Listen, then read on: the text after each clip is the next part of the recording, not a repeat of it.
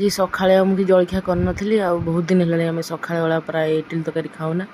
ଆଉ ଆଜି ସିଏ ବି ଖାଇନଥିଲେ, କହିଲେ ମୁଁ ନେଇ ଆସିଲି, ମୋତେ ବି ଗରମରେ ସେଇଠି ମନ ହେଉନଥିଲା ଖାଇବାକୁ, ଅଳ୍ପ ନେଇ ଆସି ମିଶିକି ଖାଇଦେବା। ମୁଁ କହିଲି ହଉ ଠିକ୍ ଅଛି। ତ ତାକୁ ଖାଇ ପିଇ ସାରିଲା ପରେ ମୁଁ ଆଜି ବୁଟ ତରକାରୀ କରିଥିଲି। ତ ସାଧା ଦିନରେ ମାନେ କ'ଣ କରି ଭାବି ସେଇ ଗୋଟେ ଆଇଟମ୍ କ'ଣ ହେଇଗଲେ ଦହି ଫହିକି ଆମ୍ବ ହେଇକା ନଗେଇକି ଖାଇଦେବ, ମାନେ ଝାଳ ଦେଖିପାରୁଛନ୍ତି। ମାନେ ମୁଁ ଏବେ ଜଷ୍ଟ ଗାଧେଇ ପାଧେଇକିନା ଫ୍ରେଶ୍ ହେଇକି ଆସିଥିଲି। ଝାଳକୁ ରେଟ୍ର ଦେଖିପାରନ୍ତୁନି ବହୁଛି, ମାନେ କେମିତି ଜଲ୍ଦି ରୋଷେଇ କରିଦେଇ ଏ ଭିତରୁ ବାହାରିଗଲେ ଯେମିତି ଲାଗୁଛି ଯମ ଯନ୍ତ୍ରଣା ଭଳିଆ। ଏଠୁ ବାହାରିଗଲେ ଗଲା। ଆଉ ବୁଟ ତରକାରୀଟା ଆଜି ମୁଁ ବହୁତ ମନ ଧ୍ୟାନ ଦେଇକି ଟିକେ କରିଛି, କାରଣ ବେଳେବେଳେ ମୋତେ ବୁଟ ତରକାରୀ ମନ ହୁଏ ଖାଇବାକୁ ଭାତରେ କି ମଟର ତରକାରୀ ବି। ଆଉ ଆଜି ଭେଣ୍ଡି ପୋଡ଼ା ଗୋଟା ରିଲ୍ସ ଦେଖିଥିଲି, ଜଣେ ଚକଡ଼ିକିନା ଖାଉଥିଲା।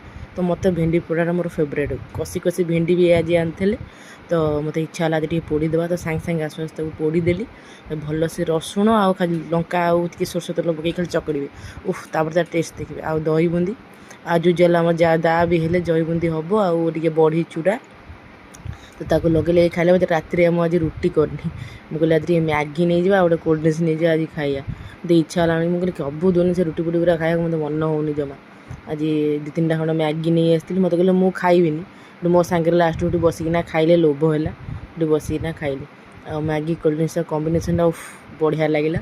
ଆଉ ଦିନେ ଦିନେ ଏମିତି କରି ଖାଆନ୍ତୁ ରାତିରେ, ଆଉ ରୋଷେଇରୁ ବଞ୍ଚନ୍ତୁ, ଗରମରେ ଟିକେ ଶାନ୍ତିରେ ରୁହନ୍ତୁ। ବ୍ଲଗ୍ଟି ଭଲ ଲାଗିଲେ ନିଶ୍ଚିନ୍ତ ଲାଇକ୍, କମେଣ୍ଟ, ସେୟାର କରିବା ଭୁଲି